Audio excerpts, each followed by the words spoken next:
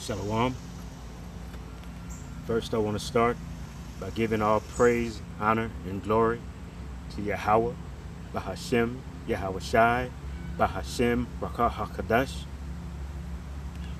Double honors to the apostles and elders and bishops of Great Millstone, from whom I learned this truth. Shalom to the 144,000 elect. And I am Mayakala. And this will be part 15 in the series that we've been doing on how do I know? How do I know that I'm a Hebrew Israelite? How do I know that we are the Hebrew Israelites? And when I say we, I'm referring to the so-called blacks, Latinos, and the natives of this land that you call America.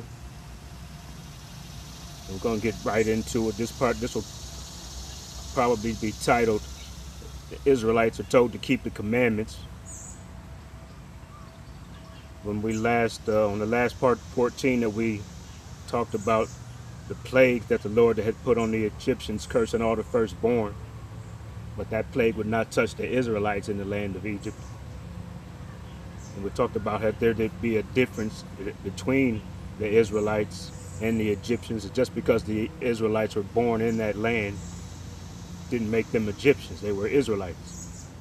And we covered that in Exodus 11 and 7. And I'm not going to go there.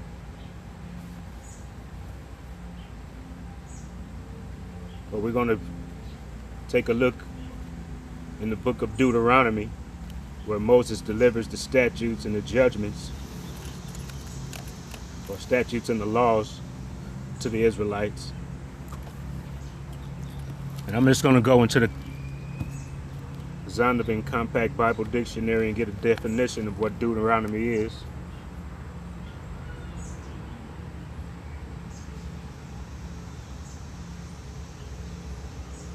And it says Deuteronomy is the second law.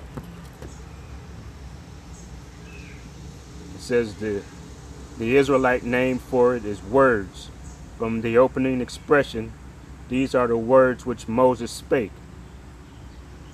So the book contains 3 farewell addresses of Moses given by him in the sight of Canaan, which he was forbidden to enter, and a renewal of Israel's covenant for the Most High's outline. So we're going to go into this and just go over that the Most High has Moses go over those laws, and he goes over them time and time again to remind the Israelites to keep the laws. And the first area that I'm going to look in, and we won't go into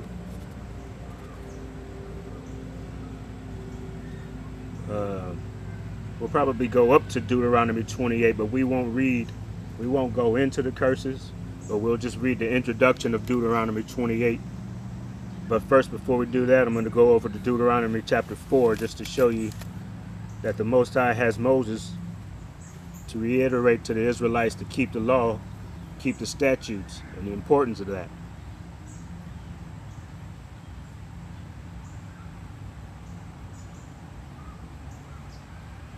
I'm going to go over to Deuteronomy chapter 4.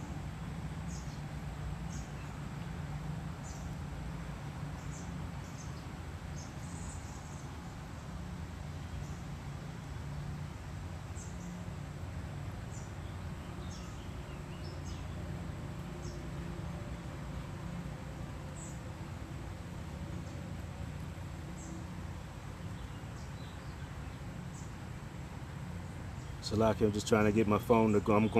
I'm reading from the blue letter, so I'm just trying to get my phone to get there. All right.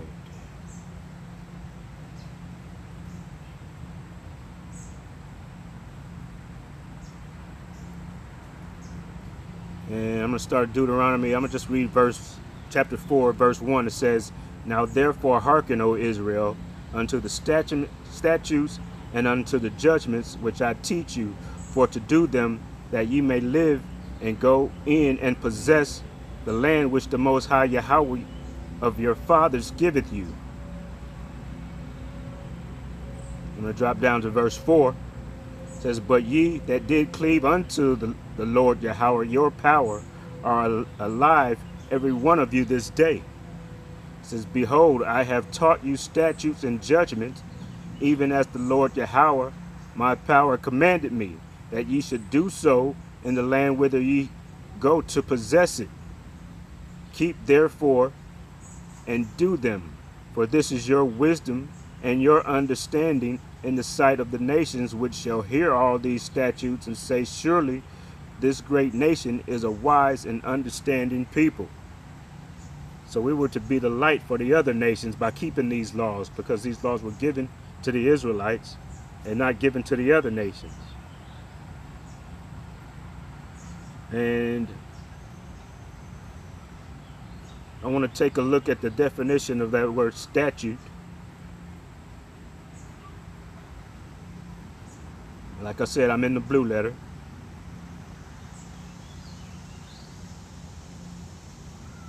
And it is H2706. And I'll give you a pronunciation of it.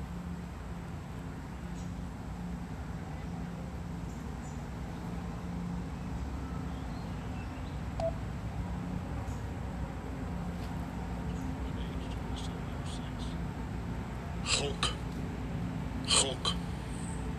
All right, so it's pronounced Hulk. And I'll give you the definition. It says statute, ordinance, limit, something prescribed or due, a prescribed task, prescribed portion, or action prescribed for oneself. It says conditions, enactments, decrees, civil enactments prescribed by the Most High.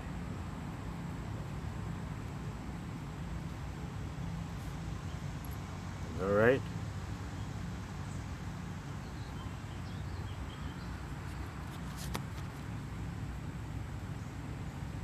And I'll give you the root of the word also.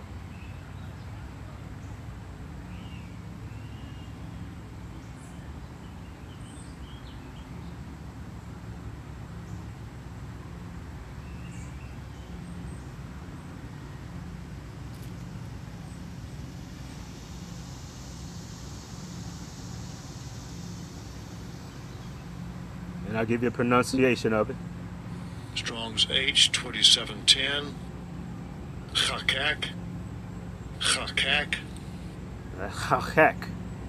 says to cut out, decree, inscribe, set, engrave, or portray, or govern. It says to cut in, to engrave or inscribe, to inscribe and enact, decree. This is one who decrees, the lawgiver. All right, so these is being stressed to the Israelites by Moses to keep these statutes and to keep these laws.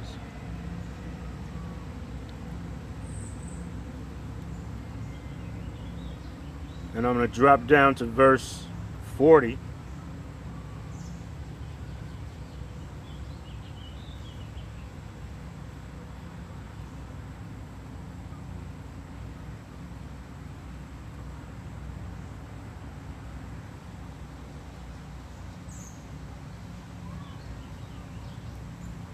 Says, thou shalt keep therefore his statutes and his commandments, which I command thee this day, that it may go well with thee and with thy children after thee, that thou mayest prolong thy days upon the earth, which the Lord Yahweh thy power giveth thee forever. So it's being stressed to the Israelites to keep these statutes, to keep these commandments and laws. I'm going to go over to chapter 5.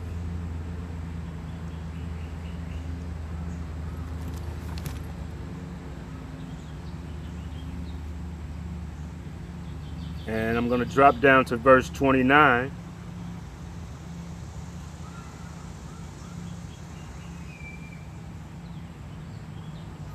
It says, oh, that there were such a heart in them that they would fear me and keep my commandments always, that it might be well with them and with their children forever.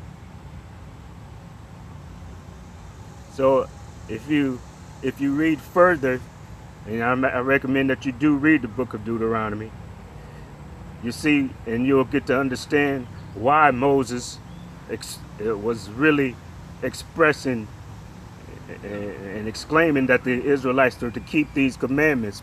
Because if you know anything about the Israelites, they were a stiff-necked people. And you had to constantly go over it and engrave it into their minds that they were to keep these commandments. Much like the Israelites of today.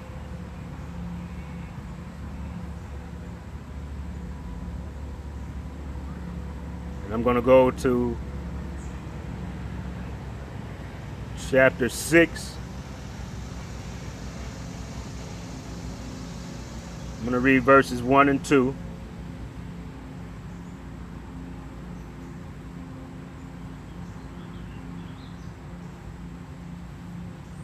And this is Moses again stressing the importance of keeping these laws. It says, now these are the commandments and the statutes and the judgments which the Most High Yahweh, your power, commanded to teach you, that ye might do them in the land whither ye go to possess it,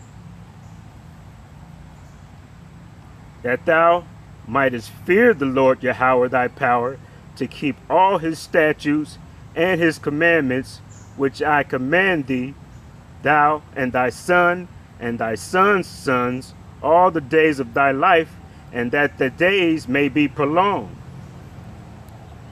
Verse 3, it says, hear therefore, O Israel, and observe to do it, that it may be well with thee, and that ye may increase mightily, as the Lord Yahweh of thy fathers hath promised thee, in the land that floweth with milk and honey.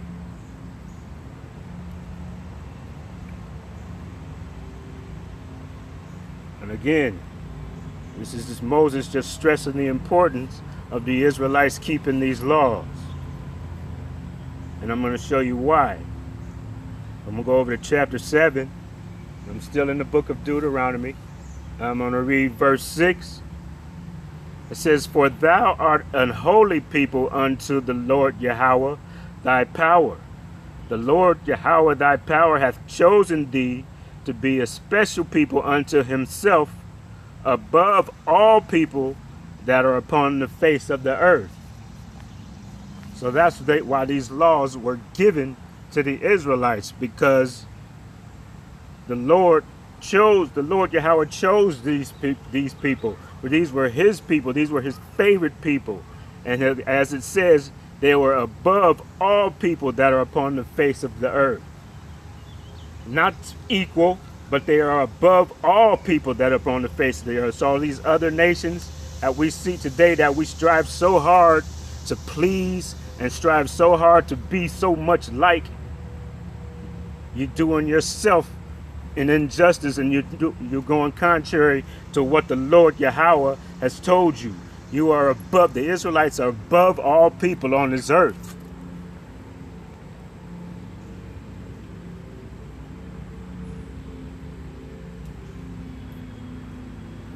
And I'm going to go into verse 14 because I also want to touch upon another word that's being stressed there.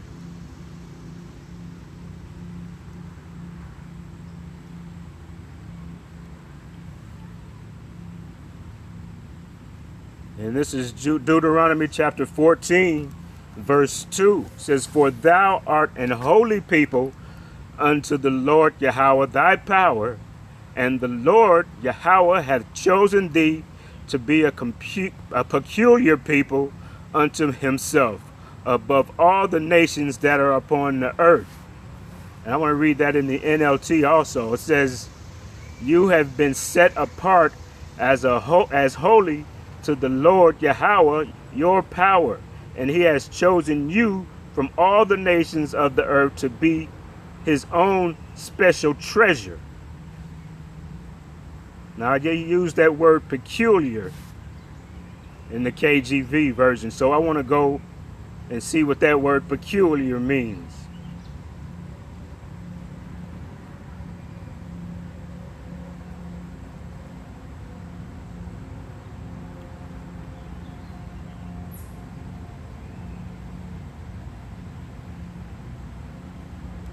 And I'll give you a pronunciation of the word also. It is H5459. Strong's H5459. Segala. Segala. Segala says a valued property, a peculiar treasure. Says it says to shut up. Says wealth. Says a jewel, peculiar treasure, proper, good, and special. And with us forgetting all these things and not knowing these things that the Lord chose us, and for us not knowing that we are the Israelites, we forgot these things. We forgot how special that we are, and we just ignorant of it today. But that's what this word does. Once you understand that you are the Lord's chosen people, you understand how special you are, and it'll raise you up inside, and you behave in a manner to strive. We can't keep these laws perfectly, but we still should strive to keep these laws as well as we can. Because as it says that we are peculiar and a special people unto the Lord. And I'm going to go to 2 Samuel chapter 7.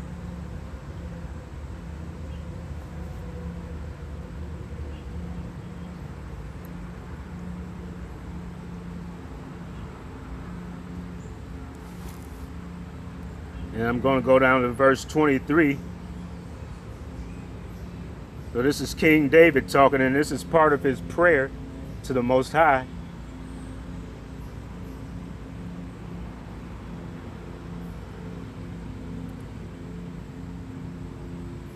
And I'm going to start at 22. It says, "Wherefore thou art great, O Lord Yahweh, for there is none like thee, neither is there any power beside thee, according to all that we have heard with our ears." Verse 23 says, "And what one nation is in the earth is like thy people, even like Israel, whom the Most High went to redeem for a people to himself, and to make him a name, and to do for you great things and terrible for thy land before thy people, which thou redeemest thee from Egypt, from the nations and from their powers."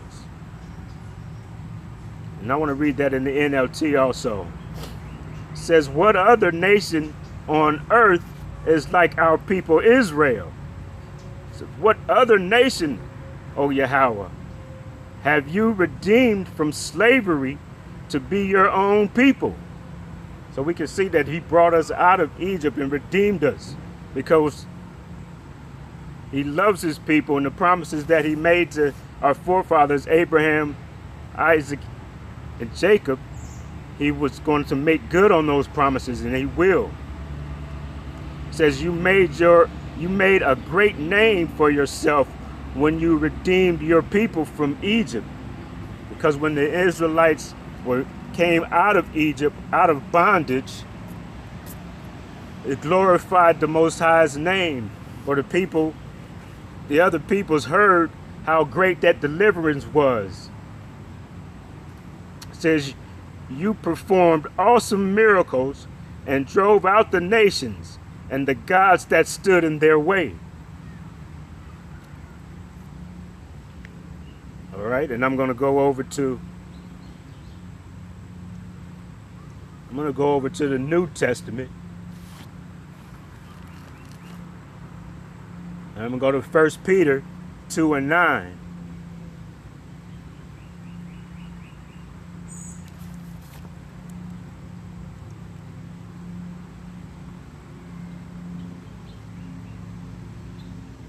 No, I'm going to go to 1 Peter 1 first, just to give you an idea, to let you know who he's speaking to. It says, this is 1 Peter chapter 1 and verse 1. It says, Peter, an apostle of Yahushua HaMashiach, to the strangers scattered throughout Pontus, Galatia, Cappadocia, Asia, and Bithynia. So even in the New Testament, we see that Peter is addressing Israelites that have been scattered into these nations: Pontus, Galatia, Cappadocia, Asia, and Bithynia.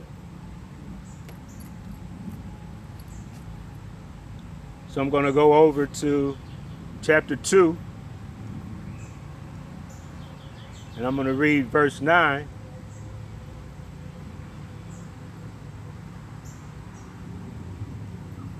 It says, "But ye are a chosen generation, a royal priesthood, an holy nation, a peculiar people, that ye should show forth the praises of him who hath called you out of darkness into his marvelous light."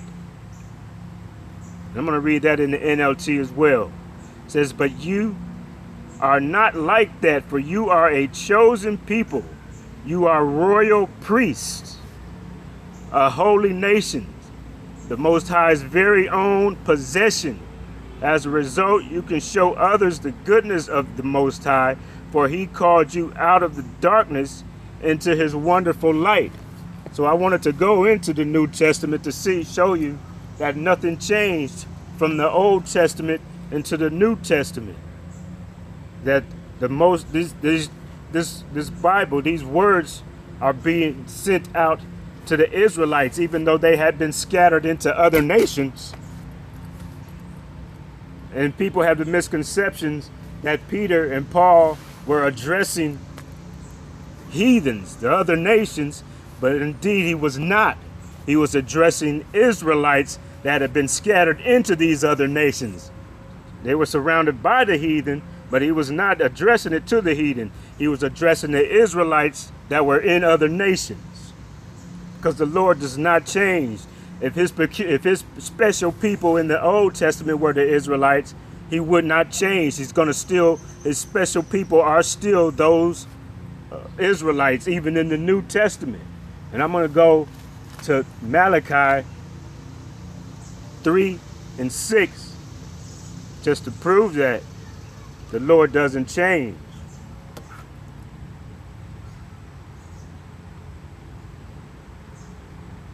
And it says, "For I am the Lord Yahweh, I change not. Therefore ye sons of Jacob are not consumed." So that just backs up what the statement that I just made, that the Lord does not change. He's the same yesterday, today, and forever. Now I'm going to go over to chapter 28, the same book, Deuteronomy.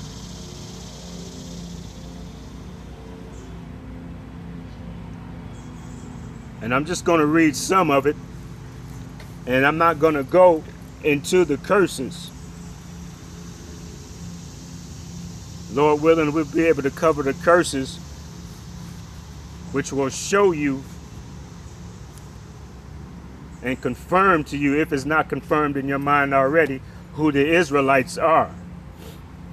But I'm going to start in Deuteronomy 28, and I'm going to read verse 1. I'm just going to read a few of these verses for you.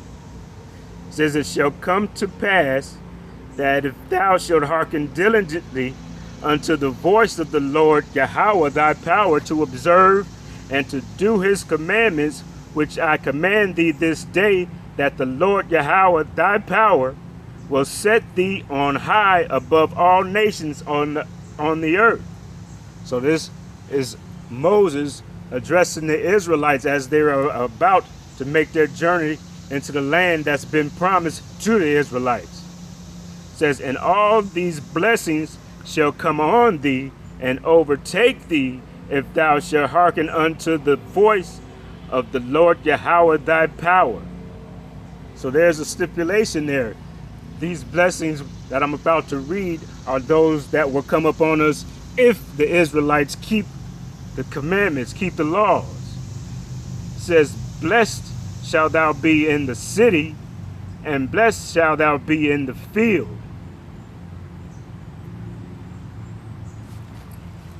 Verse 4 says, "Blessed shall be the fruit of thy body, and the fruit of thy ground, and the fruit of thy cattle, the increase of thy kind, and the flocks of thy sheep. So if the Israelites keep the commandments, these are things that will be promised to them. Their increase in all their cattle, and all their fruits, and all their flocks. It says, blessed shall be thy basket and thy store. And in the NLT that says, your fruit baskets and bread boards will be blessed. I'm going to go back to the KJV, verse 6. Blessed shalt thou be when thou comest in, and blessed shalt thou be when thou goest out. It says, the Lord Yahweh shall cause thine enemies that rise up against thee to be smitten before thy face. They shall come out against thee one way, and flee before thee 7 ways.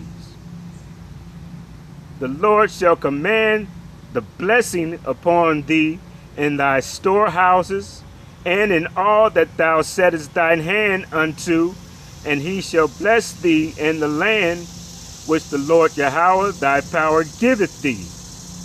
The Lord Yahweh shall establish thee a holy people unto himself, as he has sworn unto thee, if thou shalt keep the commandments of the Lord Yahweh thy power, and walk in his ways.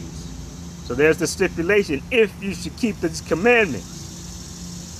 And all people of the earth shall see that thou art called by the name of the Lord Yahweh, and they shall be afraid of thee. And the Lord Yahweh shall make thee plenteous in goods, in the fruit of thy body, and in the fruit of thy cattle, and in the fruit of thy ground, in the land which the Lord Yahweh sware unto thy fathers to give thee. The Lord Yahweh shall open unto thee his good treasure, the heaven, to give the rain into thy land in his season, and to bless all the work of thine hand. And thou shalt lend unto many nations, and thou shalt not borrow. So that tells you something right there. Are we the lenders in this land that we live in right now, or are we the borrowers? It says, and the Lord shall make thee the head and not the tail. And thou shalt be above only, and thou shalt not be beneath. If that thou hearken unto the commandments of the Lord thy power, which I command thee this day, to observe to do them. So you have to ask yourself that question. Are we the head, or are we the tail? Are the so-called blacks, Hispanics, and the natives of this land the head, or are we the tail? Verse 14. And thou shalt not go aside from any of the words which I command thee this day, to the right hand or to the left, to go after other gods to serve them. Now those are the blessings that the Israelites would be to receive if they keep the commandments. But I'm going to stop right there, because like I said, I'm not going to go until the curses that would come upon the Israelites if they did not listen to the commandments. And as you can see, the way that we live today, you can see that the Israelites did not keep the commandments. We have not been keeping the commandments. And we are not the head, but the Lord has made us the tail. But I'm going to go ahead and end this right there. And Lord willing, we'll be able to touch upon the curses, and it'll further identify who the Israelites are today. And I pray that the listener has been edified by this.